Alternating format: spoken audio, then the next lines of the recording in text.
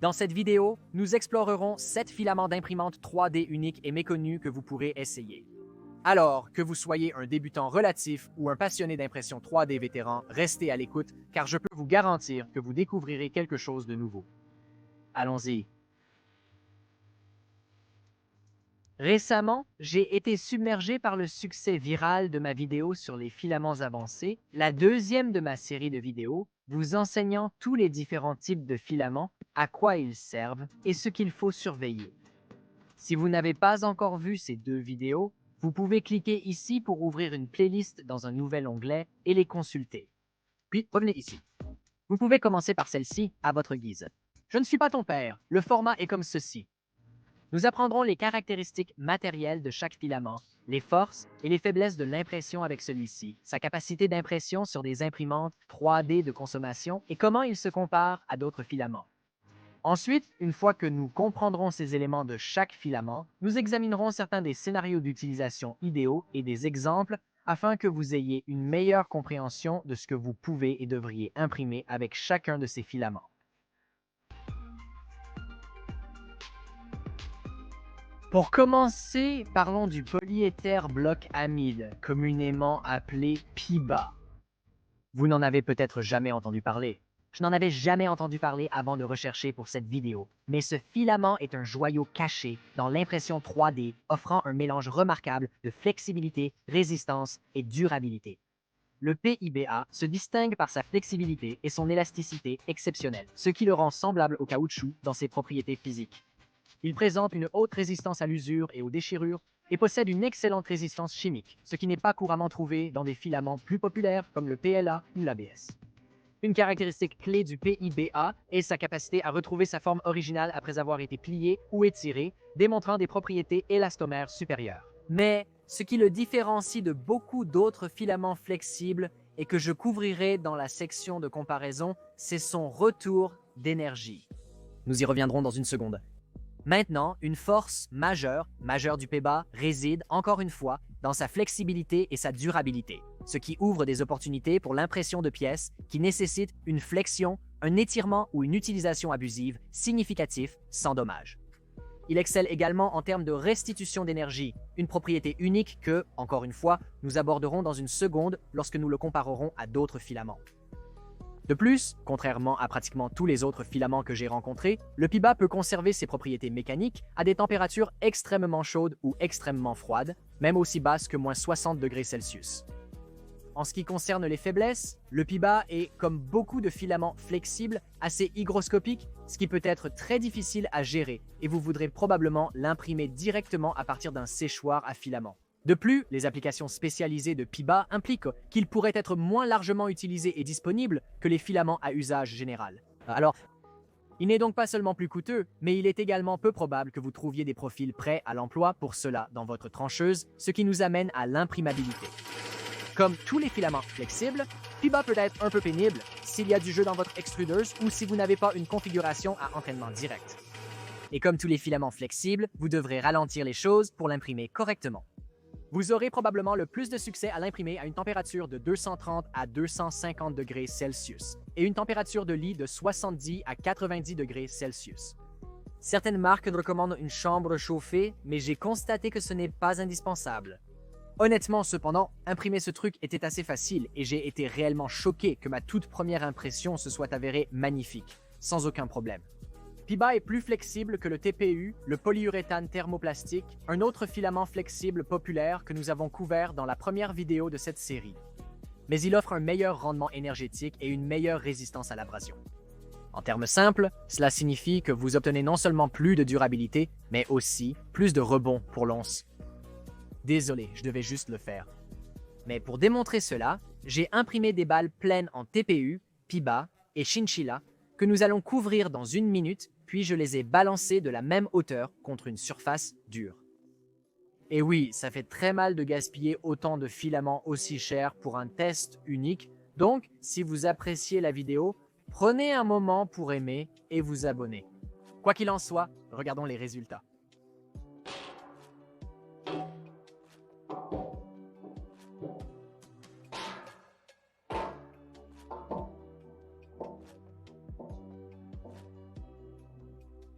Plutôt cool, non? Alors que le TPU a tendance à devenir extrêmement solide et presque pas flexible du tout une fois que vous avez un certain nombre de couches ou d'épaisseurs, le PIBA et aussi le Chinchilla conservent leur souplesse même lorsqu'ils sont épais ou complètement solides. Mais à 70 € pour une bobine de 500 grammes, ce matériau est extrêmement cher et il est préférable de le réserver pour des applications où ses propriétés sont vraiment nécessaires. Alors, parlons-en. IBA est idéal pour les applications nécessitant une grande flexibilité et durabilité. Vous avez compris, j'en ai parlé. Idéal pour imprimer des pièces comme les joints, tubes, seaux et charnières flexibles, surtout si elles seront exposées à des produits chimiques ou températures extrêmes. Mais grâce à ses propriétés de restitution d'énergie, il excelle également dans la création d'articles à portée, d'équipements sportifs et d'outils spécialisés qui doivent résister à des flexions et des étirements répétés. Le meilleur exemple est une chaussure ou une semelle, qui doit avoir une excellente restitution d'énergie, une flexibilité supérieure et une résistance à l'abrasion.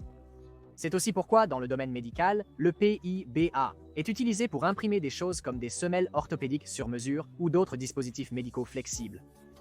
D'ailleurs, j'ai réellement joué avec l'idée d'essayer de concevoir mes propres chaussures de style pieds nus personnalisées et ensuite de les imprimer en utilisant du PIBA. Alors faites-moi savoir dans les commentaires ci-dessous si c'est une vidéo que vous seriez intéressé à regarder parce que ce matériel n'est pas bon marché. Ensuite, regardons le PCCF, ou fibre de carbone en polycarbonate, que vous avez massivement répondu qu'il manquait dans ma précédente vidéo sur les filaments avancés. Le filament PCCF combine l'incroyable résistance et la résistance à la chaleur du polycarbonate avec la rigidité et la durabilité d'un composite de fibre de carbone, ce qui en fait un choix exceptionnel pour les applications exigeantes. Le filament PCCF est renommé pour son rapport résistance-poids élevé grâce au renforcement en fibre de carbone. Le polycarbonate, comme vous le savez peut-être déjà si vous avez regardé la vidéo précédente, est incroyablement résistant par lui-même, mais en ajoutant cette fibre de carbone, nous pouvons non seulement améliorer son intégrité structurelle, mais aussi réduire le poids global de la pièce imprimée, car la fibre de carbone est moins lourde que le polycarbonate pur. Comme tout polycarbonate, il présente une excellente résistance thermique et conserve ses propriétés dans une large gamme de températures, mais il dépasse le polycarbonate standard grâce à l'ajout de fibres de carbone, ce qui le rend supérieur à de nombreux filaments standards en termes de résistance à la chaleur. Sans surprise, la principale force du PCCF réside toujours dans sa robustesse et sa résistance à la chaleur, ce qui le rend approprié pour des pièces qui seront exposées à des températures très élevées ou à des contraintes mécaniques. Cependant, la rigidité du PCCF peut être un inconvénient pour toute application nécessitant même un peu de flexibilité ou de résistance au choc. Ce matériau est très rigide. Et comme avec tous les filaments, une rigidité accrue se fait toujours au détriment de la résistance au choc. Enfin, la nature abrasive des fibres de carbone, comme vous le savez peut-être, peut entraîner une usure accrue de la buse de l'imprimante, ce qui nécessite des considérations spéciales comme une buse en acier trempé. Et bien sûr, il y a le prix. Le PCCF se vend couramment à 80 à 150 $ le kilo. Ne gaspillez donc pas cela sur quelque chose qui serait tout aussi bien avec un filament moins onéreux.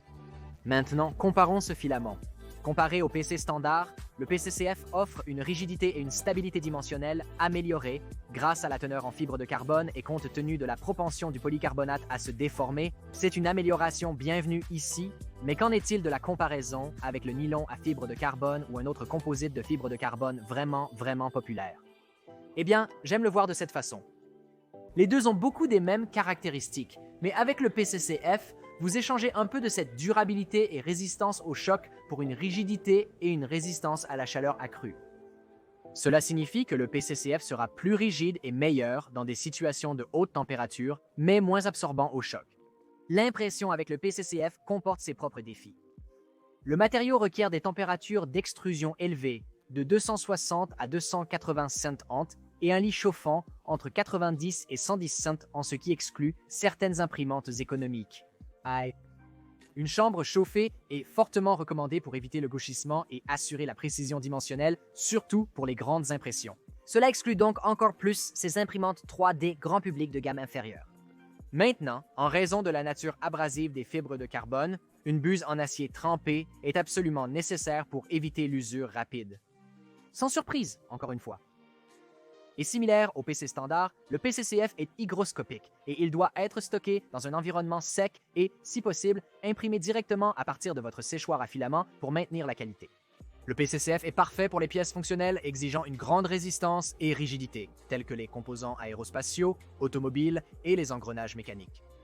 Il convient aussi au prototypage de pièces fonctionnelles soumises à haute température ou charge mécanique. Ensuite, examinons de plus près le filament de chinchilla, un matériau à base d'élastomère thermoplastique ou élastomère thermoplastique produit par Ninjatech, bien que la plupart de ce que je dis ici s'applique également à d'autres marques de élastomère thermoplastique.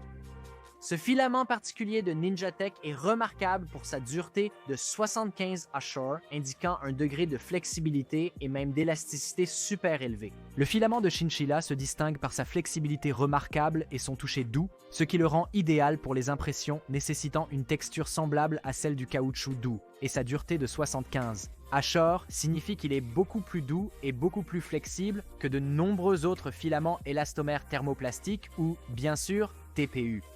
Ce filament est conçu pour être aussi extensible et compressible que possible, avec une excellente durabilité et une résistance à l'abrasion vraiment excellente. En le tenant dans votre main, vous ne pouvez vraiment pas vous empêcher d'être choqué par la ductilité et la douceur de ce matériau. J'ai un peu envie de m'imprimer un matelas complet avec ça. C'est si agréable. Une grande force du filament de chinchilla est sa capacité à créer des pièces résistantes à des quantités ridicules de flexion, d'étirement et de compression sans perdre leur forme ou se briser. Cela le rend parfait pour des applications nécessitant un matériau très doux et flexible, ce qui est génial car la marque élastomère thermoplastique de Chinchilla est en fait classée sûre pour le contact avec la peau. Harry, est-ce confortable? Oui. Vraiment confortable? Cependant, sa douceur peut en réalité, bien sûr, être une limitation pour les projets qui nécessitent une quelconque rigidité ou résistance structurelle. Si la rigidité est essentielle, ce filament n'est pas adapté. De plus, comme beaucoup de filaments flexibles, il est difficile à imprimer, ou peut-être difficile à imprimer en raison de cette élasticité.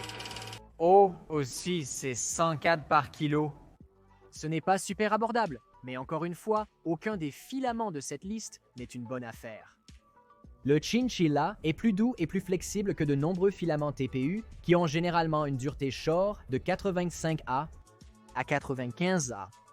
Alors que le TPU offre un équilibre entre flexibilité et rigidité, le chinchilla penche davantage vers cette flexibilité extrême, le rendant plus adapté pour des applications qui ont vraiment besoin de ce matériau doux, plus semblable au caoutchouc. Pour être honnête, compte tenu de la façon dont le filament est flippant et floppant, je m'attendais vraiment à ce que ce soit un cauchemar à imprimer. Mais je l'ai mis sur mon Voron 2.4 avec les mêmes paramètres que Piba et j'ai été choqué qu'après quelques problèmes initiaux de chargement, il est juste imprimé, du moins jusqu'à ce que le chemin du filament soit obstrué à l'autre extrémité du tube Bowden, moment auquel je l'ai annulé parce que je ne voulais pas gaspiller plus de ce précieux filament à imprimer des bancs. De toute façon, il imprime très bien à 240 degrés à l'extrémité chaude et 75 degrés au lit chauffant, lentement mais sûrement. Et 75 degrés au lit chauffant, doucement mais sûrement. Rien d'inhabituel pour l'impression de matériaux flexibles. Maintenant, je ne sais pas si c'est parce que le Clockwork 2 sur mon Voron est juste un extrudeur fantastique ou quoi, mais ce matériel était étonnamment agréable à travailler. Malgré le fait qu'il soit si mou, vous pouvez réellement le voir se flexionner et se courber sous la buse, l'impression est toujours incroyable et je veux définitivement utiliser ce matériel beaucoup plus souvent. Le filament de chinchilla est idéal pour créer des objets qui nécessitent une touche douce et flexible, tels que des poignées, des joints, des articles à porter et des charnières flexibles. Si vous avez déjà travaillé avec du TPU et constaté qu'il est flexible mais ne se sent pas si bien sur votre peau, le chinchilla est le matériau que vous cherchez. Sa capacité à absorber les impacts et à résister à l'abrasion le rend également approprié pour les équipements de protection et les pièces qui sont soumises à une manipulation ou un mouvement fréquent. Et en raison de sa cote de sécurité pour le contact avec la peau, mélangée à cette finition agréable, presque comme la peau de pêche, duveteuse, je recommanderais de l'utiliser pour des choses comme les guidons ou les poignées d'outils, ou tout ce qui va être beaucoup touché. Personnellement, parce qu'il est si moelleux et agréable, je vais en fait l'utiliser pour faire une découpe de type mousse pour ma mallette robuste Stream Deck, juste pour protéger les boutons et les cadrans lorsque je la jette dans mon sac et la transporte. Cependant, vu le prix, je pourrais aussi le découper dans de la mousse. Ensuite, parlons du butyrate de polyvinyle, ou butyrate de polyvinyle. Ce filament gagne en popularité pour ses propriétés uniques qui offrent à la fois des avantages esthétiques et fonctionnels lorsqu'il est utilisé pour l'impression 3D. Le butyrate de polyvinyle est connu pour son excellente transparence et sa finition de surface lisse, ce qui en fait un choix idéal pour les impressions où la clarté et l'esthétique sont primordiales. Il offre également une assez bonne résistance au choc et une flexibilité, offrant un équilibre entre la force et la malléabilité. Maintenant, l'une des caractéristiques remarquables du PBB, vraiment celle à laquelle je pense quand je pense à lui, est sa compatibilité avec des techniques de post-traitement plus faciles et plus sûres. Lisser avec de l'alcool isopropylique peut considérablement améliorer l'apparence finale de l'impression. Oui, vous pouvez bien sûr lisser l'ABS ou LASA, mais vous devrez le faire avec de l'acétone ou d'autres solvants agressifs, qui sont à la fois plus difficiles et plus dangereux à respirer. L'alcool est plus sûr et facile à utiliser pour le lissage à la vapeur, bien que personnellement, je n'ai jamais eu beaucoup de plaisir à lisser le butyrate de polyvinyle à la vapeur. Les atouts majeurs du butyrate de polyvinyle sont sa finition de surface supérieure, sa transparence et sa facilité de post-traitement. Il est également assez abordable, à 25 $ pour une bobine de 500 g de prise à main. Toutefois, sa flexibilité pourrait être problématique pour les applications nécessitant des composants structurels. La sensibilité du butyrate de polyvinyle à l'humidité est un autre facteur à considérer, car il requiert un stockage et une manipulation minutieux. De plus, il sent comme une combinaison de produits chimiques et de vieux fromages, même lorsque vous ne le faites pas fondre. Comparé à des filaments plus courants comme le PLA et l'ABS, le butyrate de polyvinyle offre une finition plus lisse et encore une fois, une meilleure transparence. Je m'excuse, beaucoup de ces parties semblent se répéter.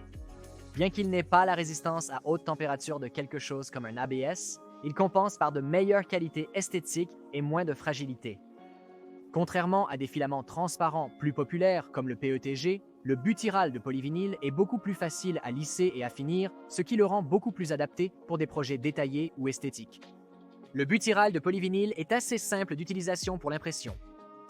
Il s'imprime le mieux à des températures d'extrudeuse d'environ 220 à 250 avec une température de lit chauffant de 60 à 80 degrés Celsius. Et contrairement aux matériaux qui nécessitent une chambre chauffée, le butyrate de polyvinyle peut être imprimé sur des imprimantes 3D grand public standard ouvertes. Mais ne vous laissez pas tromper par tout cela, car en raison de sa nature hygroscopique, il est recommandé de stocker le butyrate de polyvinyle dans un environnement sec ou d'utiliser un séchoir à filament pour maintenir sa qualité d'impression, surtout si l'on considère que l'esthétique est le principal argument de vente de ce filament. Le butyrate de polyvinyle est idéal pour les projets où l'esthétique est primordiale. C'est un point essentiel à souligner. Cela inclut des choses comme les vases, où la clarté et une finition lisse sont souhaitées. Sa capacité à subir un lissage à l'alcool en fait un choix populaire pour les objets artistiques et décoratifs, ainsi que pour les prototypes qui nécessitent une finition de surface de haute qualité. Je n'utilise presque jamais le butyrate de polyvinyle sauf pour un vase ou un objet dont je ne veux pas qu'on sache qu'il est imprimé en 3D. Continuant notre voyage à travers les matériaux d'impression 3D moins connus, explorons maintenant le polypropylène, communément appelé PP.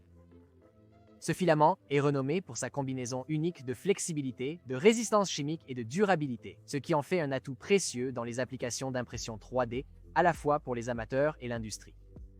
Le filament PP, ça sonne drôle, est considéré comme un filament flexible, mais il est important de préciser que son type de flexibilité est très différent de ce que vous pourriez trouver dans les filaments flexibles traditionnels comme le TPU. La flexibilité du polypropylène se caractérise par sa capacité à se plier et à fléchir sans se casser, plutôt que par l'élasticité et la capacité d'étirement semblable à celle du caoutchouc du TPU.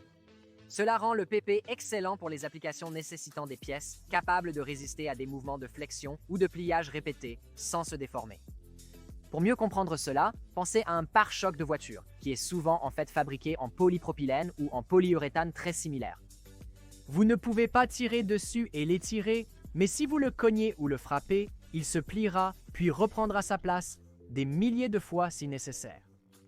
Cela s'appelle la résistance à la fatigue. Et c'est, avec une excellente résistance chimique, l'une des caractéristiques clés qui différencie le polypropylène. De plus, le PP a un faible taux d'absorption d'humidité, ce qui améliore sa durabilité dans divers environnements.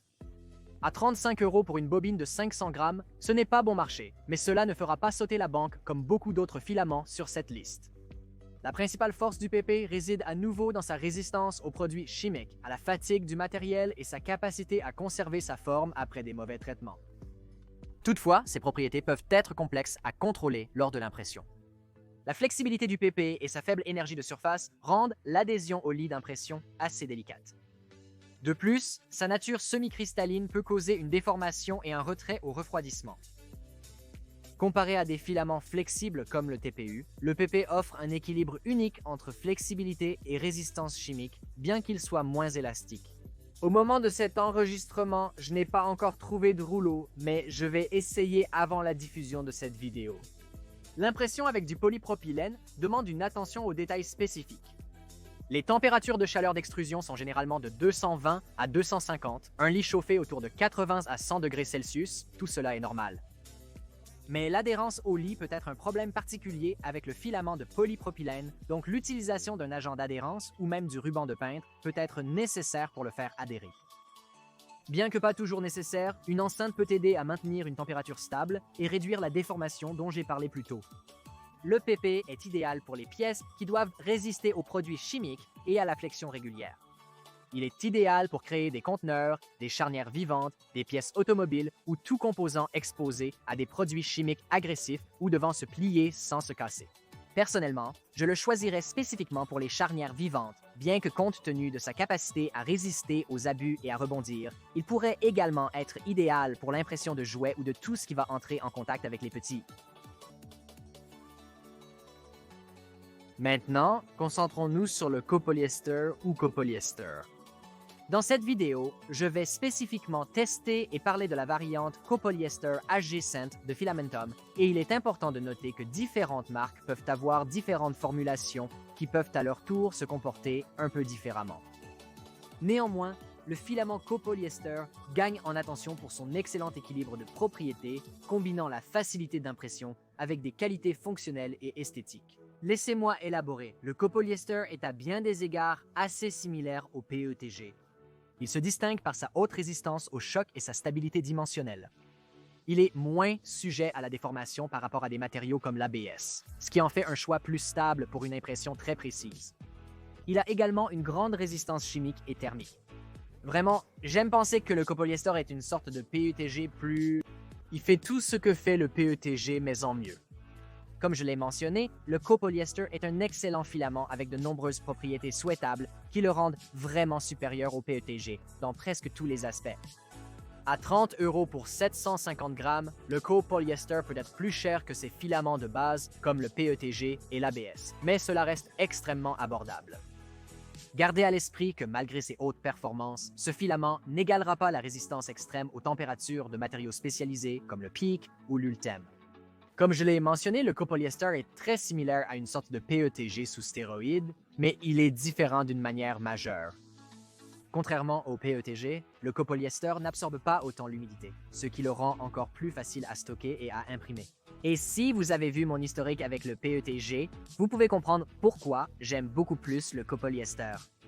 Globalement, l'impression avec le copolyester est simple, mais il faut prendre en compte quelques considérations. Les températures sont relativement normales, de 240 à 260 degrés Celsius, avec une température de lit chauffant de 70 à 85 degrés Celsius. Un bon adhésif ou une surface d'impression PEI aidera sérieusement à obtenir juste la bonne quantité d'adhérence au lit sans déformation ou, d'autre part, coller trop au lit. Mais contrairement à certains filaments avancés, le copolyester ne nécessite pas une buse en acier trempé ou une chambre d'impression fermée. En ce qui concerne l'imprimabilité, encore une fois, vous pouvez vraiment considérer le copolyester comme étant pratiquement du PETG, mais en mieux. Il ne requiert aucune attention particulière. Les mêmes températures s'appliquent qu'avec le PETG, et vous pourriez vouloir utiliser un adhésif de lit pour éviter qu'il ne colle trop à votre surface d'impression. Le copolyester est excellent pour les pièces fonctionnelles qui nécessitent une durabilité et un degré assez élevé de résistance à la chaleur, au-delà de ce que le PETG peut vous offrir. Il est idéal pour les prototypes, les pièces mécaniques et les contenants qui pourraient être soumis à des contraintes ou à des expositions chimiques. Sa faible absorption d'humidité le rend également adapté aux applications extérieures. Avant de conclure, je veux rapidement parler d'un autre filament unique, non huilant, un filament assez fou développé par Filamentum. Ce filament se distingue par son caractère à la fois respectueux de l'environnement et sûr pour les aliments, et certaines caractéristiques très inattendues, marquant une étape significative dans l'impression 3D durable. Permettez-moi d'expliquer. Est un matériau biodégradable et compostable qui s'aligne avec les principes écologiques. Il est en fait dérivé de ressources naturelles, ce qui en fait une option plus durable par rapport aux filaments traditionnels à base de pétrole. Encore une fois, rien de surprenant, le PLA peut dire la même chose. Mais le non-wallin est l'un des seuls filaments dont je suis au courant qui est réellement certifié pour le contact alimentaire. En écrivant cela, j'ai découvert que le PLA standard de Filamentum est aussi classé pour le contact alimentaire. Donc ce n'est pas trop spécial. Mais non-wallin combine cette sécurité et cette composition naturelle avec de très bonnes propriétés mécaniques, ce qui le rend adapté à une grande variété d'applications. Mais voici la chose la plus folle. Malgré son respect de l'environnement, le non-oilin a en fait une résistance à la température supérieure à celle de l'ABS, de l'ASA ou même du copolyester, ce qui est fou pour moi. En fait, les gens de chez Filamentum m'ont même dit qu'il était résistant au lave-vaisselle. Comme je l'ai mentionné, l'un des principaux atouts du non-wallin est sa sécurité alimentaire et sa biodégradabilité, ce qui le rend idéal pour des applications où il pourrait entrer en contact avec de la nourriture. Je sais, les impressions 3D ne sont pas sûres pour les aliments sans post-traitement à cause des micro-fissures et des bactéries, blabla. Je comprends. Le non-wallin offre aussi une bonne résistance mécanique et durabilité. Cependant, sa nature biodégradable peut limiter son utilisation dans des applications extérieures à long terme ou dans des environnements où une stabilité matérielle à long terme est vraiment nécessaire. Mais vraiment, l'une des plus grandes forces, plus inattendues, va être cette résistance à la chaleur. Le non-wallin est similaire au PLA, mais avec une résistance exceptionnelle à la température, une biodégradabilité et une sécurité alimentaire. C'est tout dire. Le non-wallin s'imprime sans considération spéciale. Il peut être difficile de le faire adhérer au lit sans utiliser d'adhésif pour préserver la sécurité alimentaire. Cependant, si vous voulez que vos impressions soient sûres pour les aliments, alors vous devez utiliser des extrémités chaudes, spéciales et dédiées qui n'ont jamais été utilisées pour d'autres plastiques. Et vous devrez faire une partie de ce post-traitement pour éliminer les petites fissures où les bactéries peuvent rester coincées.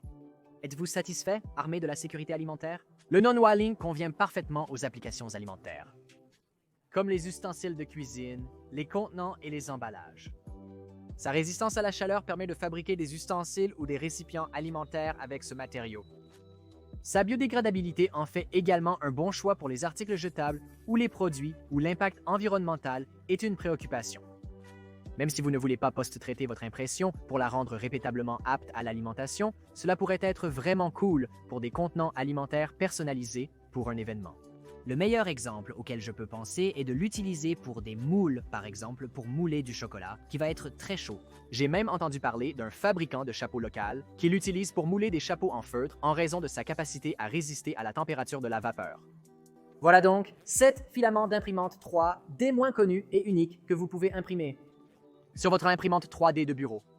Si vous avez aimé cette vidéo ou appris quelque chose, prenez un moment pour aimer et vous abonner. Nous avons en fait un énorme événement de cadeaux de 100 000 à venir très bientôt où nous donnerons des milliers et des milliers de dollars d'imprimantes 3D, d'amélioration, de filaments et bien plus encore. Mais d'abord, nous devons vraiment atteindre les 100 000. Pour être éligible et tenter de gagner, suivez les instructions ci-dessous. De plus, je tiens à remercier énormément mes membres YouTube et mes supporters Patreon, en particulier nos membres Nylon Epic, Chip Cox, Too Crazy Kitos, Amir Khan, Chris Miller et Don Arledge. Pour voir ou entendre votre nom dans mes vidéos, avoir un accès anticipé et sans pub, vérifiez le lien dans la description. C'est tout pour cette semaine, on se revoit à la prochaine.